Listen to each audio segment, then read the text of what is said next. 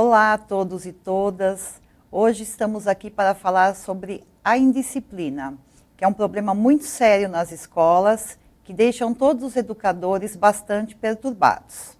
Recentemente nós fizemos uma parceria com o Grupo GPEM, que é o Grupo de Estudos e Pesquisas de Educação Moral, da Unicamp e da Unesp, liderados pela professora Thelma Vinha e Luciene Tonheta, e vamos trazer muitos especialistas para falar a respeito de temas importantíssimos para nós.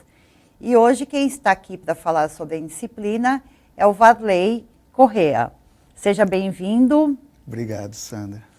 E nós temos como objetivos desta videoaula conceituar a indisciplina e a incivilidade, refletir sobre formas de desordem na relação pedagógica frequentes no cotidiano escolar, analisar sobre aspectos contextuais e de convivência facilitadores da ocorrência de indisciplina e incivilidade e também apresentar algumas ações preventivas e atenuantes para o enfrentamento de situações de indisciplina e incivilidade na escola. Então, a palavra é sua. Obrigado pelo convite, Sandra. Eu é que agradeço a sua participação e disponibilidade de vir colaborar com a nossa formação. Em que pensamos quando ouvimos a palavra indisciplina?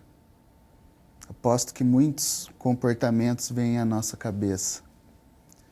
Aglomeração de alunos circulando pela sala durante a aula, brincadeiras em momentos inadequados, até mesmo um aluno dormindo durante a aula, ou perguntas descontextualizadas, altas gargalhadas. É uma gama enorme de comportamentos bem diferentes entre eles. Algum tempo atrás, a disciplina, era considerado indisciplina qualquer comportamento que incomodasse o professor enquanto ele tentasse dar aula. Mas hoje, consideramos indisciplina comportamentos que gerem alguma desordem na relação pedagógica. Consideramos indisciplina quando há uma quebra do contrato de aprendizagem dos conteúdos escolares. Por exemplo, quando um professor propõe uma atividade e o aluno deixa de fazê-la para desenhar no caderno. Nesse caso, a indisciplina, ela exige uma intervenção que tente revisar esse contrato de aprendizagem. Tá? Como que a gente faz isso? Reavaliando as expectativas compartilhadas, mas principalmente reavaliando as práticas pedagógicas, na tentativa de reconectar esse aluno com as situações de aprendizagem. Perfeito. Tá? Agora, se a gente voltar para os comportamentos que nos vêm à cabeça quando pensamos em indisciplina, a gente vai ver que muitos desses comportamentos, eles vão além dessa quebra do contrato de aprendizagem. Muitos desses comportamentos descritos pelos professores, que atrapalham a aula de certa maneira, que atrapalham o grupo, eles vão além desse contrato, da quebra do contrato de aprendizagem. E é por isso que eu preciso trazer para essa discussão um outro termo, que é incivilidade. Enquanto a indisciplina é a quebra desse contrato de aprendizagem, a incivilidade é a quebra de um contrato social, um acordo de boa convivência. Tá? Por exemplo, percebemos uma incivilidade quando o aluno atrapalha ou incomoda, perturba os demais alunos jogando um papelzinho, provocando, seja fazendo piadas ou colocando apelidos inadequados, às vezes circulando pela sala ou tendo uma conversa alta, Conjunto de ações que tendem a perturbar o grupo e não apenas o professor. Uhum. Tá? Normalmente, a indisciplina está junto com a incivilidade. Porque aquele aluno, é comum a gente ver que aquele aluno que está em pé durante a atividade, jogando papelzinho, cutucando o aluno do lado, provocando os demais, né? Muito provavelmente ele não está engajado na atividade proposta pelo professor. Tá? Só que eles não são a mesma coisa.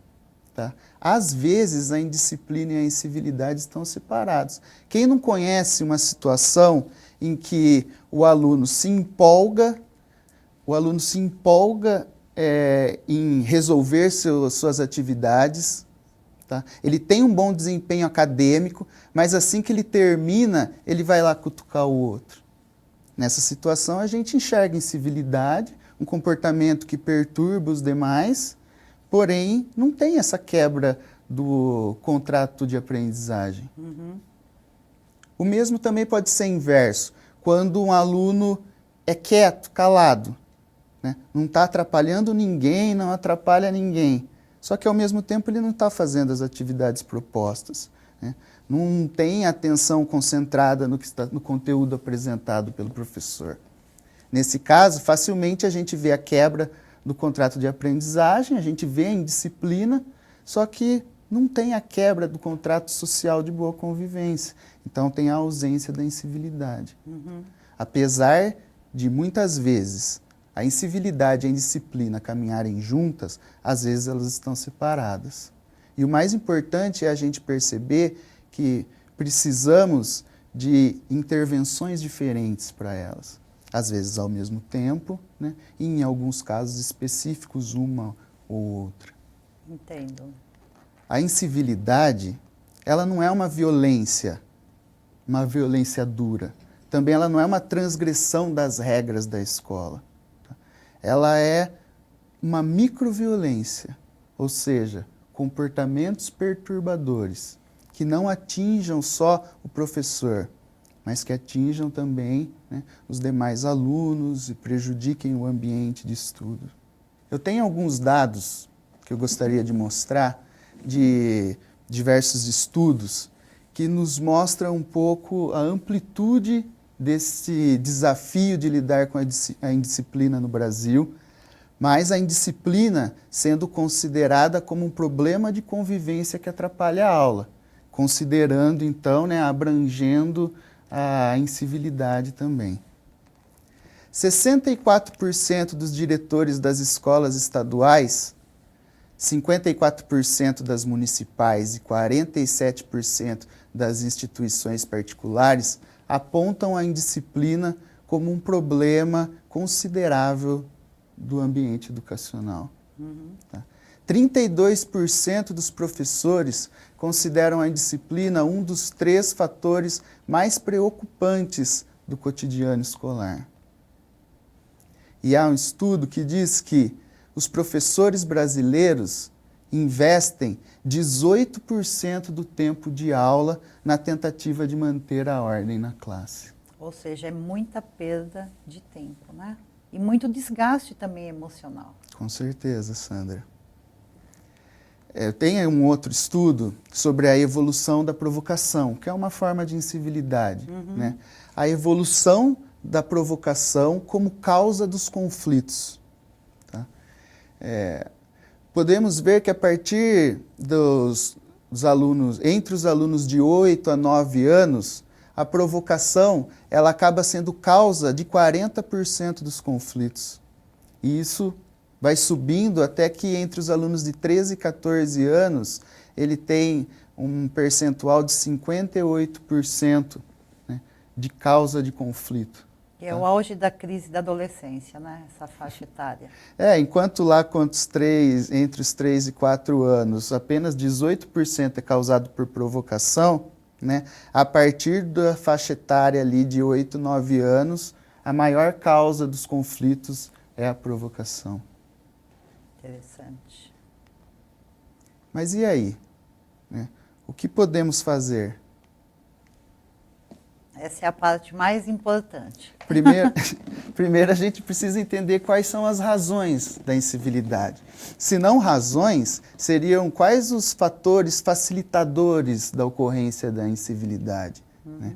E entre eles temos o tédio, o aborrecimento, desinteresse do aluno, a dificuldade em estabelecer empatia, a falta de respeito entre os pares, a dificuldade em acompanhar o conteúdo que está sendo dado em aula. Eu acho que essa questão é bastante séria e os professores precisam estar muito atentos, porque às vezes, como você disse, o aluno desconecta da aula porque o professor está falando grego e ele não está conseguindo acompanhar, né? Muitos têm vergonha de levantar a mão e pedir uma nova explicação ou dizer que não está entendendo. Então, eles se desconectam. Então, é uma atenção que realmente o professor tem que se voltar para isso, né? E é um grande desafio para os nossos educadores, né? Porque as salas, né, têm alunos em diversos níveis de aprendizagem, né? E precisamos mantê-los conectados. Além disso, os alunos eles têm a necessidade da diversão, né? E eles não têm a polidez ou a cortesia como valores fortalecidos, sua maior parte. Além disso, também há a necessidade de ser bem visto, de adquirir popularidade e, pelo jeito, né, a incivilidade traz esse tipo de popularidade em muitos casos, né? Entende? É uma fase de autoafirmação, né? Talvez todos nós, né, estejamos buscando algum tipo de reconhecimento. Todos precisamos, mas precisamos rever as formas. Exato, né? Exato. Né?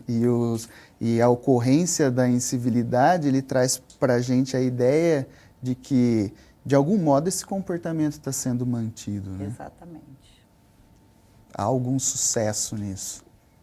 Como que o professor pode agir para prevenir isso? Tá? Primeiro, devemos nos preocupar com a qualidade das relações professor-aluno. Precisamos de uma linguagem respeitosa e descritiva, que não rotule o aluno. Os professores precisam se manter disponíveis, ouvir o aluno, né? Sempre que possível, tentar apresentar um bom humor, valorizar o comportamento dos alunos, o esforço e os resultados positivos. O elogio é tudo. Eu acho que ele estimula, né, muitas atividades positivas. Então, eu concordo plenamente que o estímulo e a valorização dos alunos é extremamente importante. E é interessante, né, elogiarmos de uma maneira descritiva, né, descrevendo o comportamento adequado do aluno, para que a gente dê condição para ele se autorregular, saber para onde que está caminhando. Perfeito. Tá? Um grande incentivo. Além disso, é super importante compartilharmos decisões. Tá? Quando o professor abre um espaço para algumas decisões serem compartilhadas, é possível ver um grande acréscimo na qualidade da relação. É porque você envolve, você participa, né? Você abre espaço para a participação dos alunos. Então, eu acho que também extremamente importante.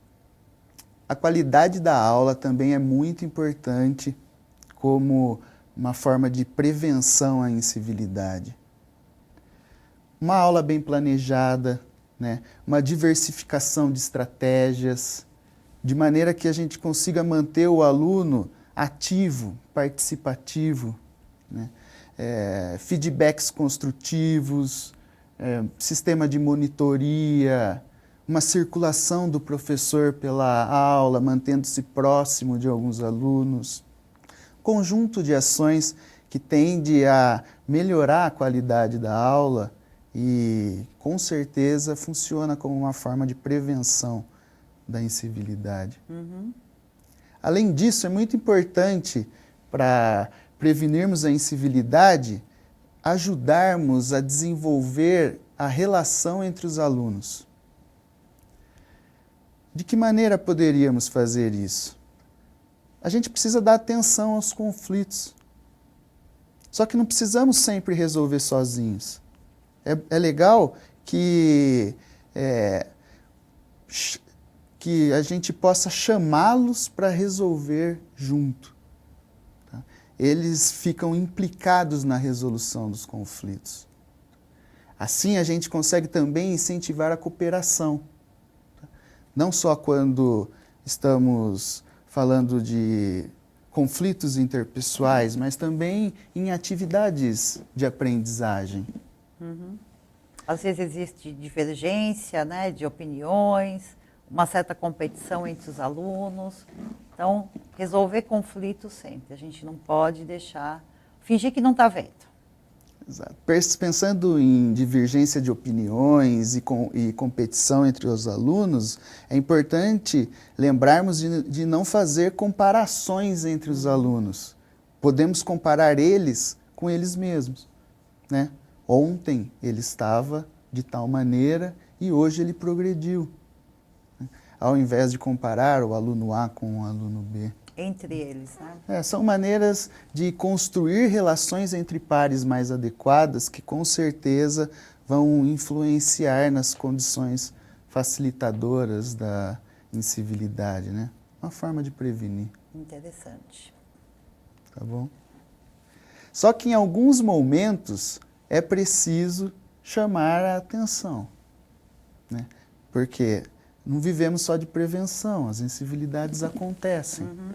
As incivilidades, na verdade, elas nos preocupam pela sua intensidade e frequência, né? Mas acredito que elas sempre acontecerão. O ideal é que ela seja, né, minimizada, aconteça em menor frequência. Quando elas acontecem, não podemos ignorar o problema. Tá? Mas é muito difícil para o professor ele ficar tratando pontualmente cada uma das situações de incivilidade que acontecem tanto na sala de aula. Senão vai chegar lá aos 18% de perda do tempo da aula, né? Em alguns casos podemos ultrapassar facilmente esses 18%, né? Então, quando a incivilidade... Então, eu quero deixar algumas dicas. Tá? Legal. Não podemos fechar os olhos para situações de incivilidade. Só que quando ela perturba pouco, tá, podemos conseguir deixar para tratar no momento propício. Tá? Não estamos fechando os olhos, né? Só vamos criar um momento adequado para tratar daquilo. Primeiro, quando é um comportamento comum para todo o grupo, aí a gente precisa tratar em grupo. Aí a gente precisa chamar o grupo todo para uma conversa, expor o problema, ouvi-los, ouvir quem se incomoda, né? Ouvir quem está agindo daquela maneira, para a gente poder pensar junto em uma solução. E assim a gente implica eles na solução do problema. Agora, quando é um caso isolado, mesmo que a incivilidade aconteça bastante, mas é um aluno, aí a gente chama para conversar no particular.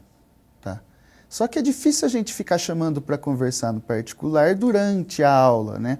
Existem momentos adequados para isso. Um momento em que a gente se sinta seguro de que os outros alunos vão estar trabalhando enquanto a gente consegue ter aquele tipo de conversa de uma maneira preservada. Uhum. Aí, não podemos agir, né, de forma impulsiva. Sempre que a gente for tratar situações de civilidade, apesar de elas muitas vezes nos tirarem do sério, precisamos agir de maneira calma, controlar o tom de voz. Respirar fundo antes, várias vezes, né? Para baixar um pouco a adrenalina. Para, de fato, nós somos referências para os alunos, nós somos os adultos, né? Então, esse comportamento equilibrado é importantíssimo. Quando for possível, nem falamos nada. Agimos com um gesto, um toque, às vezes passando do lado, circulando na sala, dando um toque no ombro de um aluno, a gente ajuda ele a se reconectar à atividade. Né? Em outros momentos a gente precisa falar. E quando a gente for conversar, aí a gente precisa ser direto. A gente não precisa ser bravo, mas a gente precisa ser direto. Vamos evitar o sermão da montanha. Vamos evitar aquele discurso longo. Que isso infelizmente ainda é muito comum, né? Muitas vezes a gente se deixa levar por não estar muito seguro de uma maneira específica de agir, né? Que a gente confie, que dê resultado. E também a gente se deixa levar pela emoção no momento, pelo descontentamento, só que tende a não trazer bons benefícios. Ainda sobre como conversar com o aluno nessas situações, é importante reforçar o papel da linguagem descritiva. Porque é descrevendo o comportamento do aluno que a gente vai ajudá-lo, né, dar condições para ele transformá-lo. Tá? E assim a gente evita o juízo de valor, né? A gente deixa de rotulá-los, né, para ele poder, né, pensar em uma forma de transformação de comportamento. Perfeito. Eu acho muito importante reforçar essa questão do juízo de valor, porque nós não podemos dizer essa atitude é certa, essa atitude é errada. Nós temos que criar condições para que ele reflita, né? E o juízo de valor é um perigo muito grande. Varley, agradeço muito a sua participação e tudo que você trouxe para a gente. E eu queria indicar também as 2 sugestões de leitura que você nos passou. Eu acho extremamente importante ampliar os nossos conhecimentos acerca do assunto. Então, uma das sugestões é o livro Indisciplina, Conflitos e Bullying na Escola, Garcia, Tonheta e Vinha. E o outro é As Incivilidades na Escola, de Oliveira, Vinha, Silva e Marques. Agradecemos a atenção de todos e até a nossa próxima videoaula.